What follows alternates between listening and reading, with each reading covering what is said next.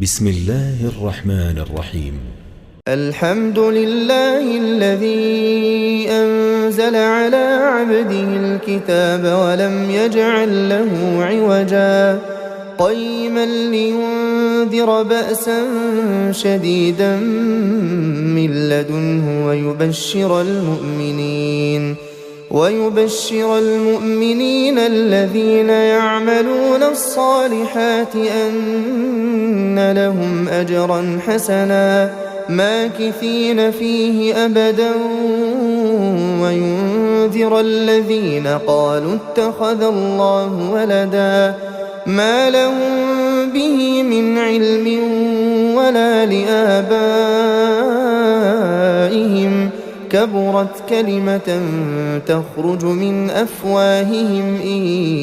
يقولون إلا كذبا فلعلك باخع نفسك على آثارهم إن لم يؤمنوا بهذا الحديث أسفا إنا جعلنا ما على الأرض زينة لها لنبلوهم أيهم أحسن عملا وإنا لجاعلون ما عليها صعيدا جرزا أم حسبت أن أصحاب الكهف والرقيم كانوا من آياتنا عجبا إذ أوى الفتية إلى الكهف فقالوا ربنا آتنا من لدنك رحمة وهيئ لنا من أمرنا رشدا فضربنا على آذانهم في الكهف سنين عددا ثم بعثناهم لنعلم أي الحزبين أحصى لما لبثوا أمدا نحن نقص عليك نبأهم بالحق إنهم فتية آمنوا بربهم وزدناهم هدى وربطنا على قلوبهم إذ قاموا فقالوا ربنا رب السماوات والأرض لن ندعو من دونه إلها لقد قلنا إذا شططا هؤلاء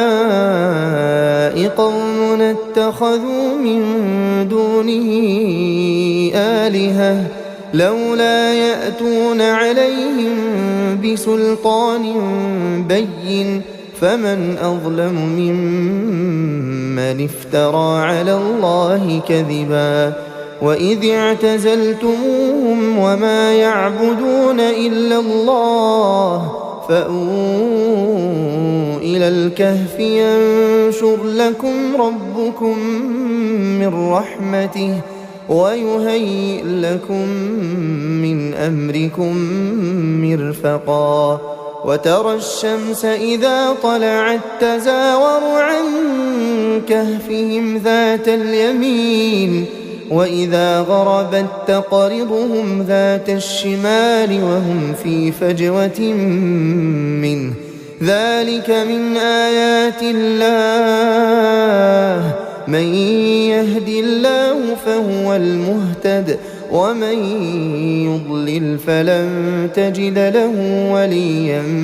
مرشدا وتحسبهم أيقاظا وهم رقود ونقلبهم ذات اليمين وذات الشمال وكلبهم باسط ذراعيه بالوصيد لو اطلعت عليهم لوليت منهم فرارا ولملئت منهم رعبا وكذلك بعثناهم ليتساءلوا بينهم قال قائل منهم كم لبثتم قالوا لبثنا يوما أو بعض يوم قالوا ربكم أعلم بما لبثتم فبعثوا أحدكم بورقكم هذه إلى المدينة فلينظر أيها أزكى طعاما فليأتكم برزق منه وليتلطف ولا يشعرن بكم أحدا إنهم إن يظهروا عليكم يرجموكم أو يعيدوكم في ملتهم ولن تفلحوا إذا أبدا وكذلك أعثرنا عليهم ليعلموا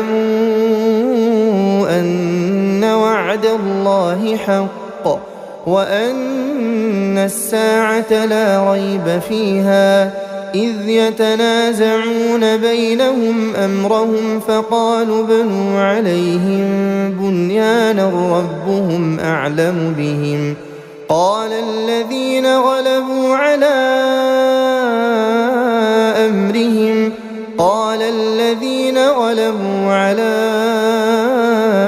أمرهم لنتخذن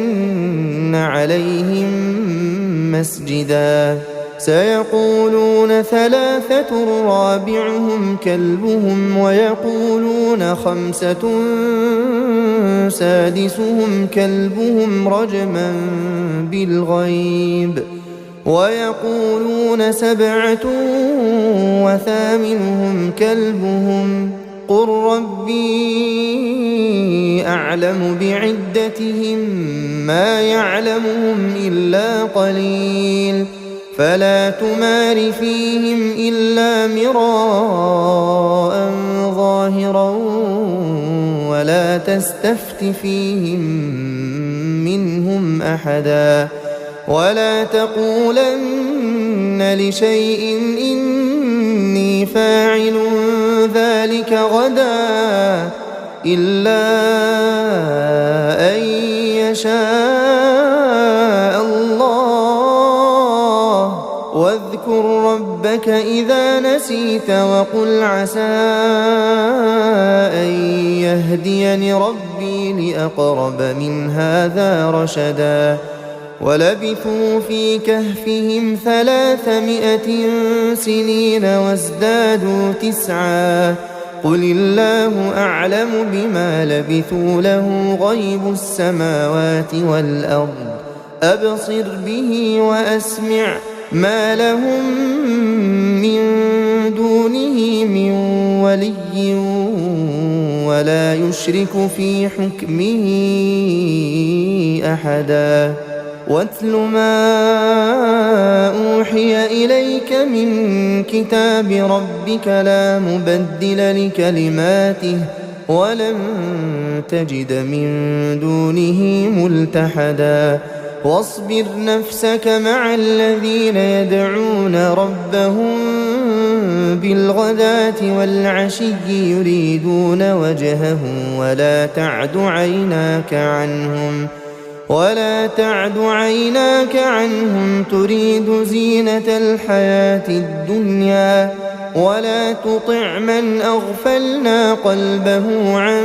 ذكرنا واتبع هواه وكان أمره فرطا وقل الحق من ربكم فمن شاء فليؤمن ومن شاء فليكفر إنا أعتدنا للظالمين نارا أحاط بهم سرادقها وإن يستغيثوا يغاثوا بماء كالمهل يشوي الوجوه بئس الشراب وساءت مرتفقا إن الذين آمنوا وعملوا الصالحات إنا لا نضيع أجر من أحسن عملا أولئك لهم جنات عدن تجري من تحتهم الأنهار يحلون فيها من أساور من ذهب ويلبسون ثيابا خضرا ويلبسون ثيابا خضرا من سندس واستبرق متكئين فيها على الأرائك نعم الثواب وحسنت مرتفقا واضرب لهم مثل الرجلين جعلنا لأحدهما جنتين من أعناب وحففناهما بنخل وجعلنا بينهما زرعا كلتا الجنتين آتت أكلها ولم تظلم منه شيئا وفجرنا خلالهما نهرا وكان له ثمر فقال لصاحبه وهو يحاوره أنا أكثر منك مالا وأعز نفرا ودخل جنته وهو ظالم لنفسه قال ما أظن أن تبيد هذه أبدا وما أظن الساعة قائمة ولئن رددت إلى ربي لأجدن خيرا منها منقلبا قال له صاحبه وهو يحاوره أكفرت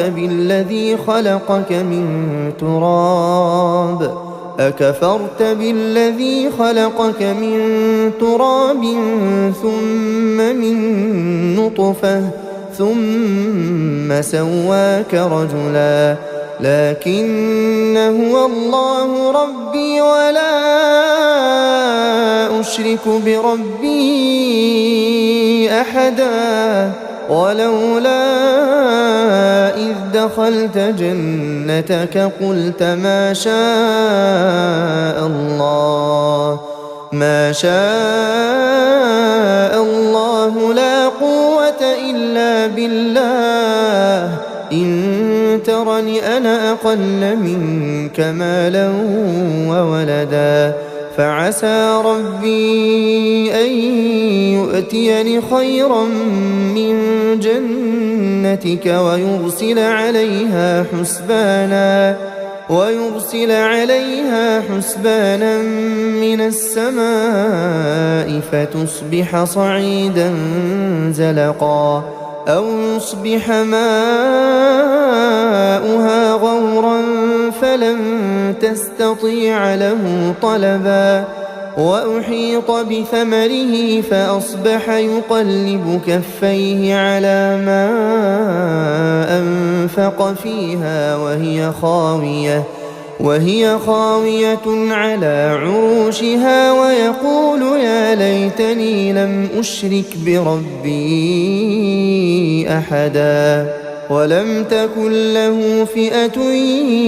ينصرونه من دون الله وما كان منتصرا هنالك الولاية لله الحق هو خير ثوابا وخير عقبا واضرب لهم مثل الحياة الدنيا كماء أنزلناه من السماء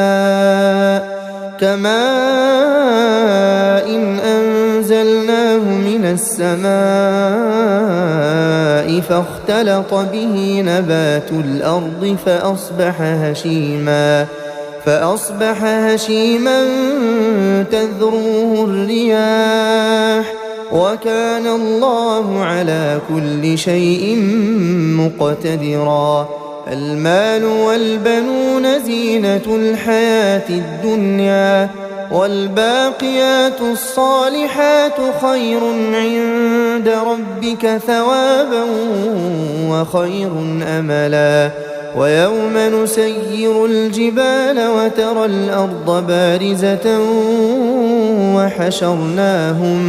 وحشرناهم فلم نغادر منهم أحدا وعرضوا على ربك صفا لقد جئتمونا كما خلقناكم أول مرة بل زعمتم أن لن نجعل لكم موعدا ووضع الكتاب فترى المجرمين مشفقين مما فيه ويقولون يا ويلتنا ما لهذا الكتاب لا يغادر صغيرة ولا كبيرة إلا أحصاها ووجدوا ما عملوا حاضرا ولا يظلم ربك أحدا وإذ قلنا للملائكة اسجدوا لآدم فسجدوا إلا إبليس كان من الجن ففسق عن أمر ربه أفتتخذونه وذريته أولياء من دوني وهم لكم عدو بئس للظالمين بدلا ما أشهدتهم خلق السماوات والأرض ولا خلق أنفسهم وما كنت متخذ المضلين عضدا ويوم يقول نادوا شركائي الذين زعمتم فدعوهم فلم يستجيبوا لهم وجعلنا بينهم موبقا ورأى المجرمون النار فظنوا أنهم مواقعوها ولم يجدوا عنها مصرفا ولقد صرفنا في هذا القرآن للناس من كل مثل وكان الإنسان أكثر شيء جدلا وما منع الناس أن يؤمنوا إذ جاءهم الهدى ويستغفروا ربهم إلا أن تأتيهم سنة الأولين أو يأتيهم العذاب قبلا وما نرسل المرسلين إلا مبشرين ومنذرين ويجادل الذين كفروا بالباطل ليدحضوا به الحق واتخذوا آياتي وما أنذروا هزوا ومن أظلم ممن ذكر بآيات ربه فأعرض عنها ونسي ما قدمت يداه إنا جعلنا على قلوبهم أكنة أن يفقهوه وفي آذانهم وقرا وإن تدعهم إلى الهدى فلن يهتدوا إذا أبدا وربك الغفور ذو الرحمة لو يؤاخذهم بما كسبوا لعجل لهم العذاب بل لهم موعد لن يجدوا من دونه موئلا وتلك القرى أهلكناهم لما ظلموا وجعلنا لمهلكهم موعدا وإذ قال موسى لفتاه لا أبرح حتى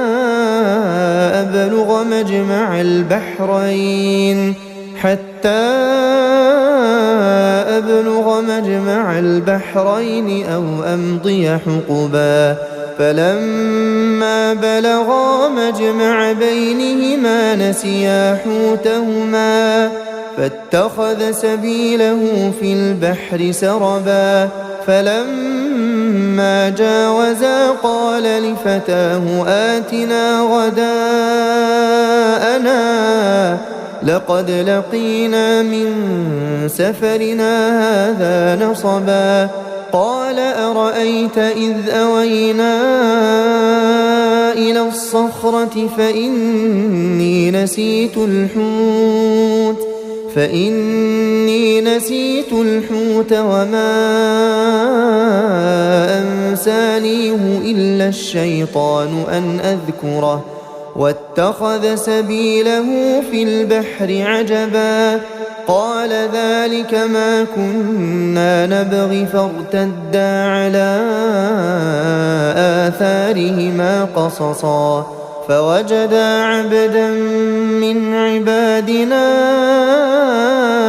آتيناه رحمة من عندنا وعلمناه من لدنا علما قال له موسى هل أتبعك على أن تعلمني مما علمت رشدا قال إنك لن تستطيع معي صبرا وكيف تصبر على ما لم تحط به خبرا قال ستجدني إن شاء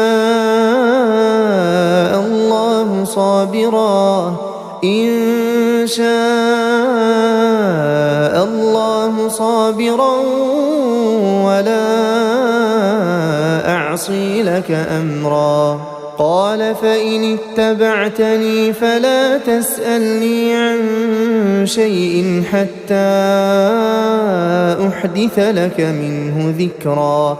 فانطلقا حتى إذا ركبا في السفينة خرقها قال أخرقتها لتغرق أهلها لقد جئت شيئا إمرا قال ألم أقل إنك لن تستطيع معي صبرا قال لا تؤاخذني بما نسيت ولا ترهقني من أمري عسرا فانطلقا حتى إذا لقيا غلاما فقتله قال أقتلت نفسا زكية بغير نفس لقد جئت شيئا نكرا قال ألم أقل لك إنك لن تستطيع معي صبرا قال إن سألتك عن شيء بعدها فلا تصاحبني قد بلغت من لدني عذرا فانطلقا حتى إذا أتيا أهل قرية استطعما أهلها فأبوا أن يضيفوهما فوجدا فيها جدارا يريد أن ينقض فأقامه قال لو شئت لاتخذت عليه أجرا قال هذا فراق بيني وبينك سأنبئك بتأويل ما لم تستطع عليه صبرا أما السفينة فكانت لمساكين يعملون في البحر فأردت أن أعيبها وكان وراءهم ملك يأخذ كل سفينة غصبا وأما الغلام فكان أبواه مؤمنين فخشينا أن يرهقهما طغيانا وكفرا فأردنا أن يبدلهما ربهما خيرا منه زكاة وأقرب رحما وأما الجدار فكان لغلامين يتيمين في المدينة وكان تحته كنز لهما وكان أبوهما صالحا فأراد ربك أن يبلغا أشدهما ويستخرجا كنزهما رحمة من ربك وما فعلته عن أمري ذلك تأويل ما لم تسطع عليه صبرا ويسألونك عن ذي القرنين قل سأتلو عليكم منه ذكرا إنا مكنا له في الأرض وآتيناه من كل شيء سببا فأتبع سببا حتى إذا بلغ مغرب الشمس وجدها تغرب في عين حمئة ووجد عندها قوما قلنا يا ذا القرنين إما أن تعذب وإما أن تتخذ فيهم حسنا قال أما من ظلم فسوف نعذبه ثم يرد إلى ربه فيعذبه عذابا نكرا وأما من آمن وعمل صالحا فله جزاء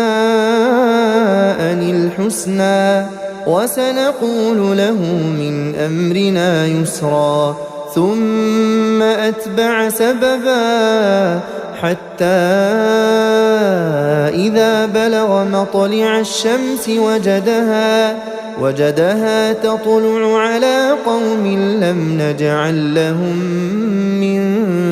دونها سترا كذلك وقد أحطنا بما لديه خبرا ثم أتبع سببا حتى إذا بلغ بين السدين وجد من دونهما قوما لا يكادون يفقهون قولا قالوا يا ذا القرنين إن يأجوج ومأجوج مفسدون في الأرض فهل نجعل لك خرجا على أن تجعل بيننا وبينهم سدا قال ما مكني فيه ربي خير فأعينوني بقوة أجعل بينكم وبينهم ردما آتوني زبر الحديد حتى إذا ساوى بين الصدفين قال انفخوا حتى إذا جعله نارا قال آتوني أفرغ عليه قطرا فما استطاعوا أن يظهروه وما استطاعوا له نقبا قال هذا رحمة من ربي فإذا جاء وعد ربي جعله دكاء وكان وعد ربي حقا وتركنا بعضهم يومئذ يموج في بعض ونفخ في الصور فجمعناهم جمعا وعرضنا جهنم يومئذ للكافرين عرضا الذين كانت أعينهم في غطاء عن ذكري وكانوا لا يستطيعون سمعا أفحسب الذين كفروا أن يتخذوا عبادي من دوني أولياء إنا وأعتدنا جهنم للكافرين نزلا قل هل ننبئكم بالأخسرين أعمالا الذين ضل سعيهم في الحياة الدنيا وهم يحسبون أنهم يحسنون صنعا أولئك الذين كفروا بآيات ربهم ولقائه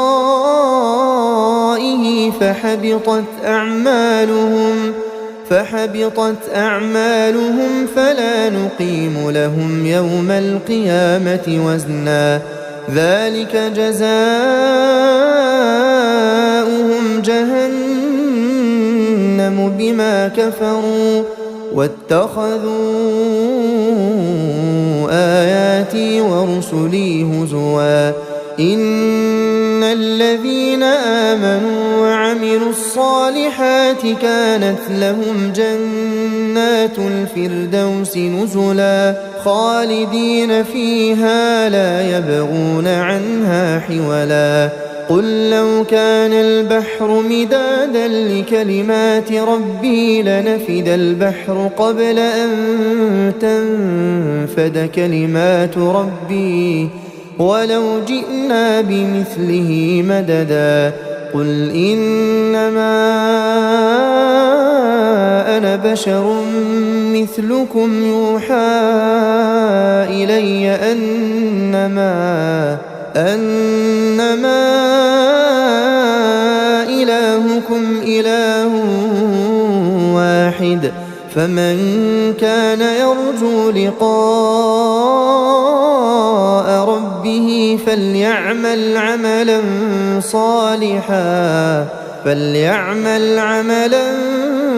صالحا